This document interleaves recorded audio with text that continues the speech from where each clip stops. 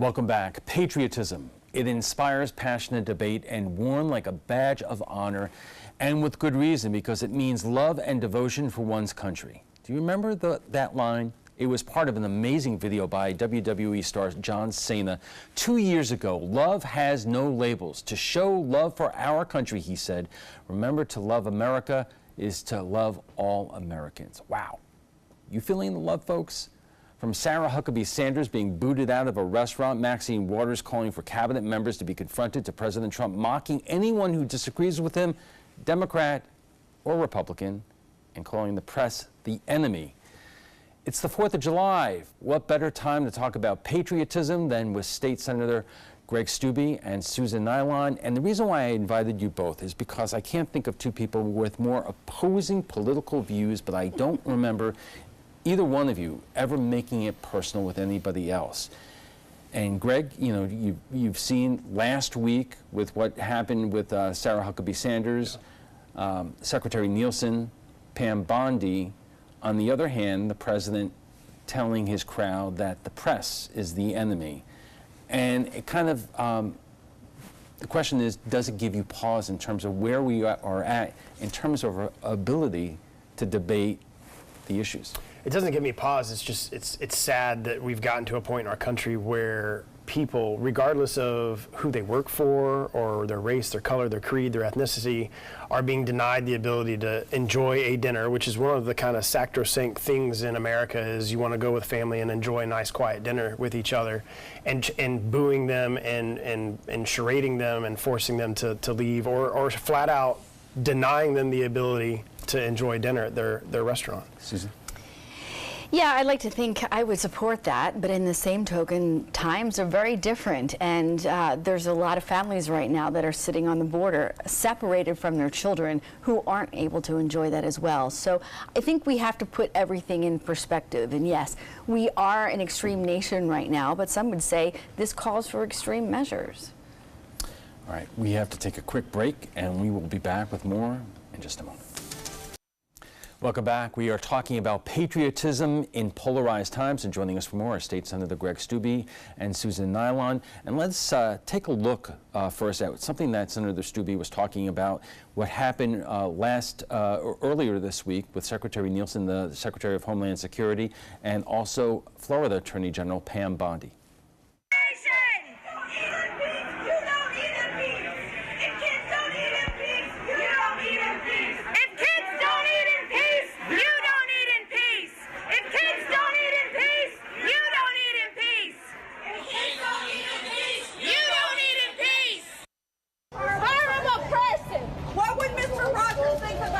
And your legacy in Florida, taking away health insurance with people with pre-existing conditions, Pam Bondi. Shame on you! Shame on you! Shame on you! She doesn't care. Shame on you, Pam Bondi, and taking away health. I don't know, Senator, anybody who enjoys watching that or thinks it's a good thing, but I guess the question to you is, why are we surprised? I mean, from the beginning of the 2016 presidential campaign, frankly, when candidate Donald Trump was mocking disabled reporters and saying things about women and other groups, isn't that what we voted for? Well, I would certainly say it's part of the process. I mean, when having served in the Senate this past cycle when Parkland occurred, and that's obviously a very emotional issue, despite the side of the argument you're on, you had that type of people that would come up to the Capitol and were that, you know, emboldened or upset and expressing their views. And I certainly, ever since I've been in the political process, I've been in the legislature now 8 years, you expect some of that. At some of the hearings that we had on the gun-related issues this past year in Tallahassee, we had a lot of security because there was a lot of people that got very emotional. So I think, you know, being in politics, you expect some of that. I think what you don't expect is business owners of restaurants denying people the ability to dine in their restaurant just because of who they work for. I think that's gotten to a point where you can't discriminate against people's race, color, creed, but now we're going to discriminate against you just because of who you are and who you work for. But isn't part of that, I'm going to give you a chance there, Susan, in a second, but we're denying people, gay couples who want a wedding cake service in bakeries based on their sexuality. And some people are saying, you know, what's really the difference between that and The a difference between business that owner? is you're basing that decision based off your faith and the faith that you have, which is a right in this country to make that decision. Basing a decision based off who you work for. So if you work for Obama, it's okay, you can come and dine here, but if you work for Trump, you can't come and dine here. That isn't something you're basing that decision off of a right that you have as an American. Well, actually, you have a right to refuse service in a variety of things. What we're really basing it off on is human decency. It's not a question of, oh, it's okay for the baker because of his religious beliefs that he can discriminate, but it's not okay for the restaurant owner who probably doesn't want that attention to her restaurant or whatever controversy that may come. Or maybe she just says, enough's enough, I draw the line here, and is she not entitled to do that? But Susan, and we only have a few seconds left here, there has been unwritten rules that when, especially in Washington, politics leaves at the edge of the restaurant door. Yeah, well, I would say normally, yes, it's courteous, and the restaurateur usually cares about the patrons and everything, but I think this is just an unusual time, and I think people are just at their end. Okay, we have to take a quick break. We're still getting warmed up, and the best part of our conversation is to come. We'll be back in a moment. Welcome back, and happy 4th of July. We are talking about patriotism. At a time when it appears that we are turning on ourselves amidst deep divisions in our politics, and joining us for more are State Senator Greg Steube and Susan Nyline. And, folks, I think this is the perfect conversation for the 4th of July because we do celebrate America and we celebrate our identity as Americans and our country on this day. But let's take a look at what happened in the last couple of weeks. We saw what happened with Secretary Nielsen in that restaurant. Let's talk about what the reaction of California Congresswoman Maxine Waters and the president after that.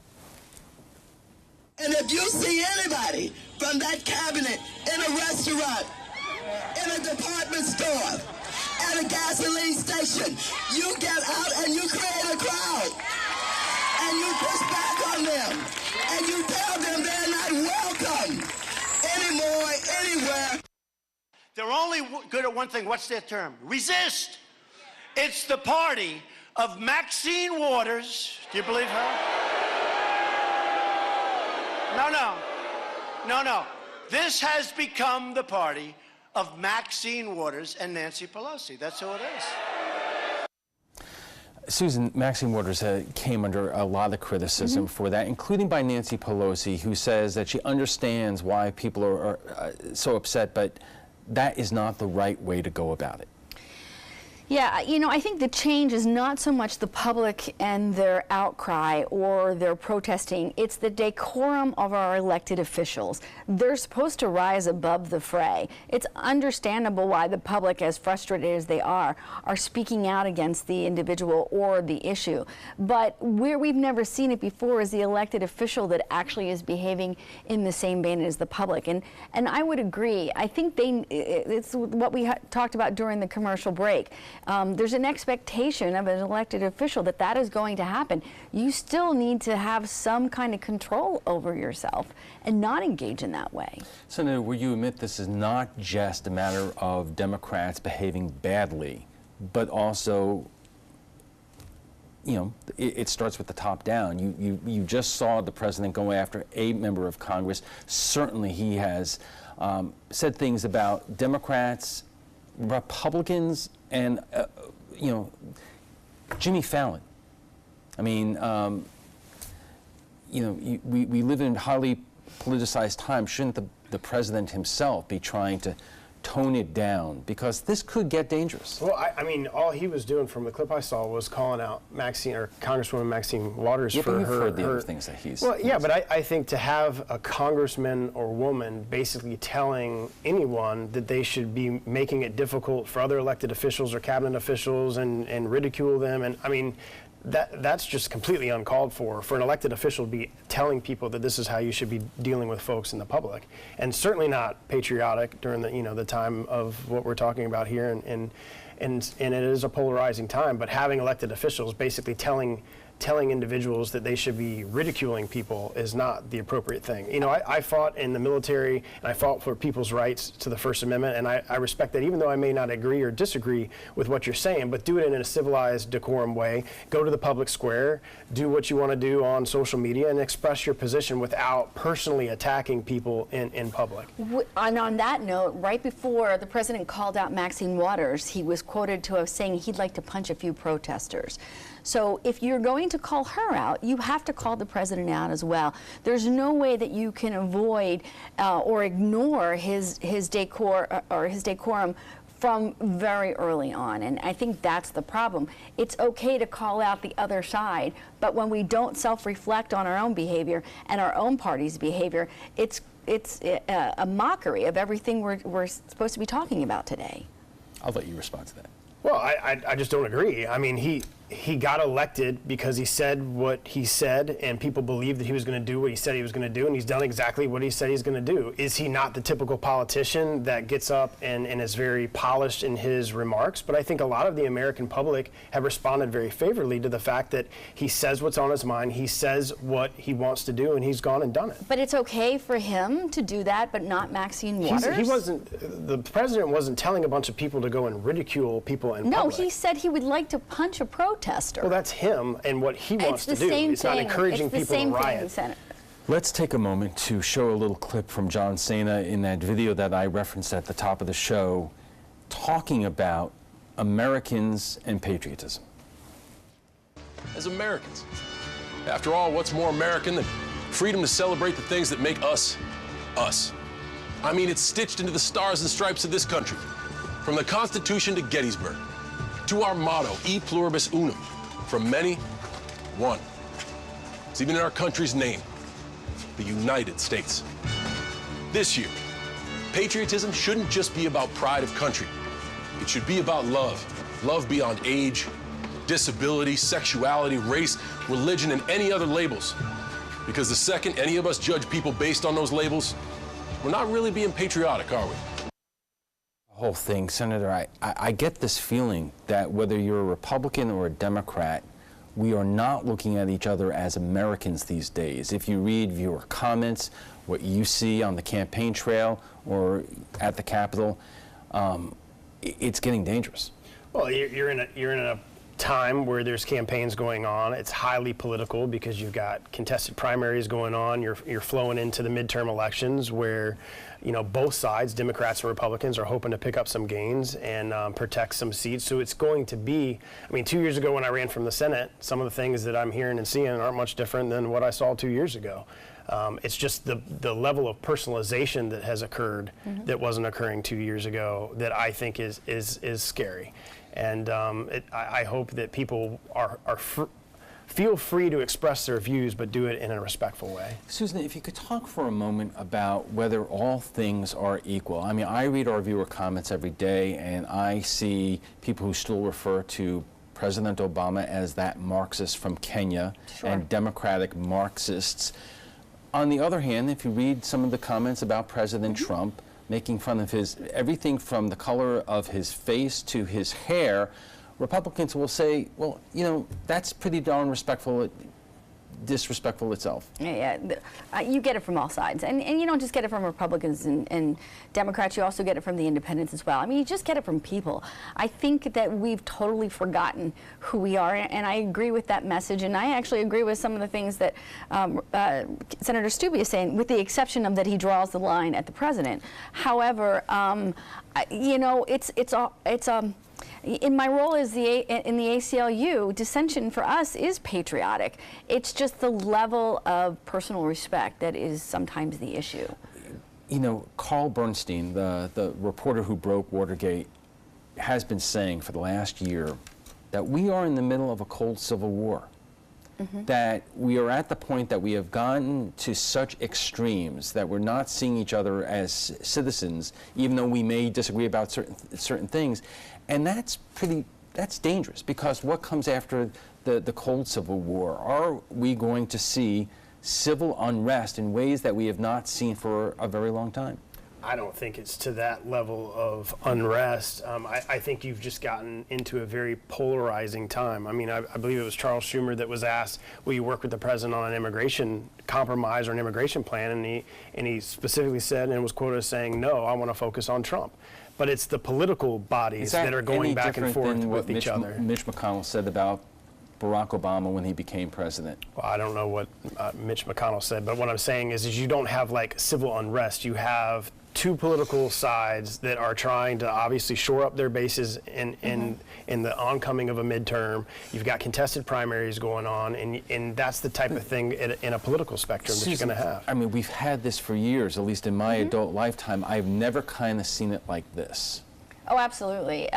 You know, I've been engaged politically all of my adult lifetime too. Never have I seen the amount of protest that I have as we are today, let alone that people are that emboldened that they will go up to somebody face to face and allow them to know their frustration. So I absolutely agree. I don't think it's going to be as extreme as you are worried about. We hope not. We'll be back with final thoughts in a moment. Stay with us. And our guests join us right now for final thoughts. So let's do it this way. Senator, what would you like to tell fellow Republicans, people who are deeply supportive of the president, who do not like Democrats at all, about the way you think that they should debate the issues and the tough issues of our times? Well, I think you stay engaged. I think you encourage them to get their message out. You just do it in a respectful manner. You keep respectful tone. You don't threaten people. You just say the positions that you are. And I think it's very important that people do speak what positions they are on the issues and what they feel is important. That's part of being American. That's part of being patriotic and supporting your country, is your right to be able to say and feel where you are on the issues. Just do it in a respectful manner and not a threatening manner. And Susan, what do you tell Democrats who don't look at Donald Trump and many Republicans in the same way that they looked at George W. Bush or his father or Ronald Reagan? They look at him and call him, names that, that some will say are disrespectful to the presidency. Well, this is why I said it, not just anyone in an elected office. The ultimate goal is that you get to sit down at the table with them and have a discussion with them and try to find that middle ground. And you can't do that if you're tearing somebody apart continuously. You'll never recover from that. So yes, I'm a full supporter of the First Amendment. I'm the full supporter of the rights of protesters. But at some point in time, you do go too far, and you'll never get that phone call. You'll never get that invite. And we only have a few seconds left here. But Greg, you were saying that this is taking place even in partisan elections, even in your Republican primary, other Democratic primaries. People are going after each other. Yeah, I mean, while we were sitting in the waiting room, you saw an attack ad in one of the Democratic primaries. So like it happens. I mean, it's always politics. My people like to say is a full contact sport, and you, as a person going into that arena and being in that arena, you expect that. But yeah, Republicans will tear each other down, and Democrats will tear each other down, and you hope that after the primaries, you can unite as a party and move forward into the midterms. All right, we'll have to leave it there. We want to thank Greg Steube and Susan Nyline for joining us.